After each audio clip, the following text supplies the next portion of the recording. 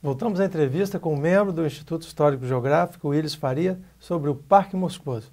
Willis, o parque era uma festa, né? Era uma coisa chique ir para o Parque Moscoso, os homens iam de terno branco, as mulheres de vestido longo. Tem algumas fotos que mostram isso, né, ao longo da sua história. E o parque perdeu esse glamour, O Parque Moscoso, nós temos que ver ao longo do tempo o que ele significou. A população de Vitória era pequena e os habitantes que aqui viviam, aqui na Acrópole, podemos dizer, na Cidade Alta, ou então no bairro Nobre, eram pessoas de uma classe mais abastada. A Raia Miúda não tinha acesso, eles por si se afastavam.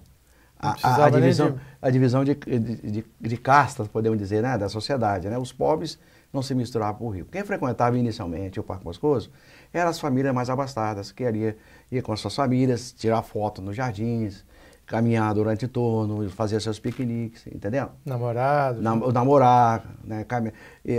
Caminhar em torno do parque, ver a banda da polícia militar que era na frente, tocar a retreta aos finais de semana.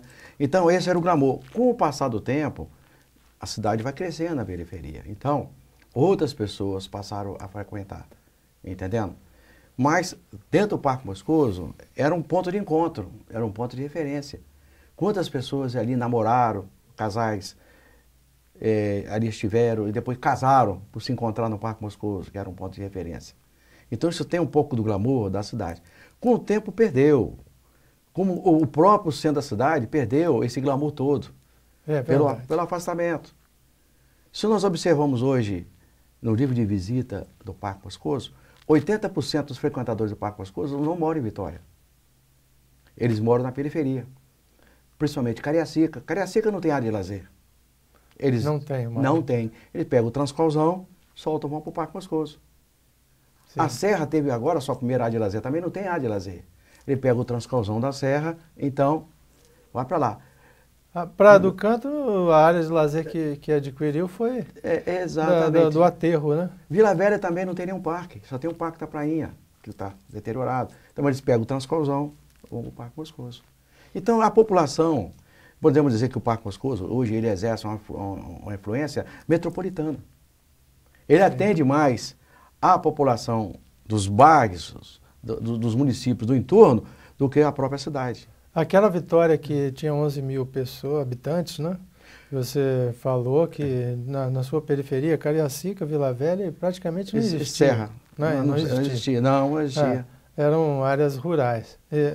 Hoje tem quase 2 milhões de habitantes, quase 2 milhões de habitantes. É verdade. Então, essas pessoas... bastante essa realidade. Exatamente. Então, hoje, o Parque Moscoso tornou-se muito eclético, né? Os frequentadores, além dos velhos moradores que vivem no entorno ainda, cercado de prédio, de Os concreto, primeiros né? prédios que eu acredito que foram edificados ali próximo ao Parque Moscoso, né? Foi ali o antigo prédio do Estoril, depois foi caminhando justamente para o Parque Moscoso, né? O edifício Moscoso, né? Depois teve ali o edifício Martélia, depois teve o edifício Bachu, tá entendendo? Isso já é um pouco mais para recente, frente, né? Acho que 50 anos depois da construção do parque. Ali os prédios que tinha no entorno, era tudo prédio de 2 andares. As edificações, o próprio antigo Clube Vitória. O Cine Santa Cecília. Santa Cecília, o antigo Clube Vitória. O Cine São Luís, os dois principais cinemas da cidade, praticamente. Era o Parque Moscoso. O Parque Moscoso era o Clube Vitória. O Clube Vitória. Que era também o clube da sociedade capixaba. Era o aristocrático, né? O Clube Vitória era considerado o aristocrático, porque era formado por uma classe mais de comerciantes, uma classe mais abastada da sociedade, que frequentava ali. Então, o Parque Moscoso representou muito como o primeiro bairro de classe alta de Vitória.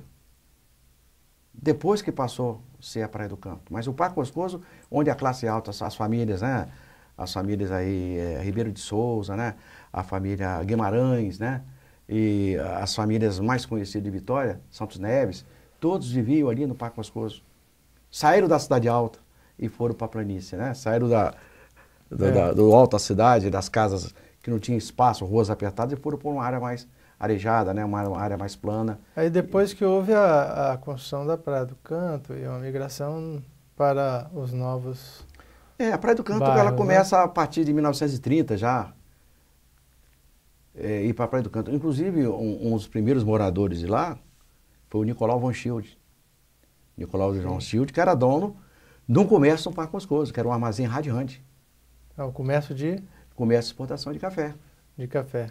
Que era ali na Florentina Vidos, que era um armazém chamado Radiante. Então, todo o comércio estava centralizado do porto, junto ao Quem Parque dominava o comércio de café eram essas famílias, né? Essas famílias dominavam a exportação do café. Inclusive Guimarães, né? Os Guimarães, né? Os Guimarães Café. Guimarães Café.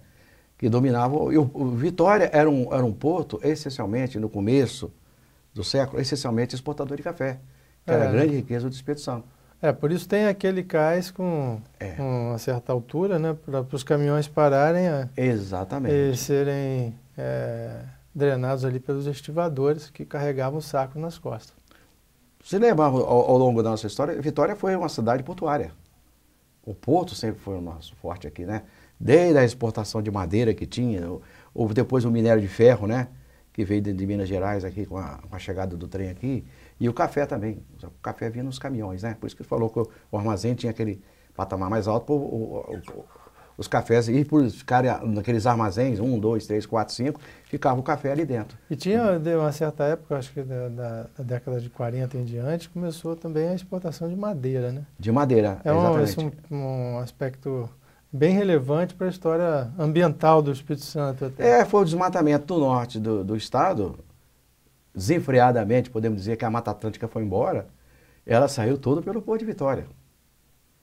As madeiras vinham nos trens, pela estrada de ferro Vitória Minas, né? Jacarandá, Peroba. Peroba, tudo, e era embarcado ali, tudo pelo Porto de Vitória, né? Essas madeiras nobres não ficavam aqui, era tudo em tronco. Não era madeira laminados ou cortadas, tábuas, não, os troncos e saíam daqui e iam todos eles para o exterior, ia ser comprados. Até o histórico nosso, né? Do brasileiro de fornecer matéria-prima e não ter estruturas de processamento aqui. Exatamente. As ferrarias eu acho que começaram a acontecer em Linhares.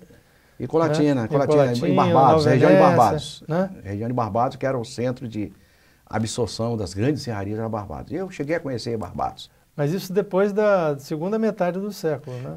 Segunda metade do século. A partir de 1950. Em 50 que a madeira era tratada... Começou a ser processada. Porque a ferrovia, ela passava lá, a Vitória Minas passava em Barbados. E passava em Barbados e lá já trazia a madeira diretamente para o porto. A gente pode lembrar que o trem vinha pela Florentina Vidos, né?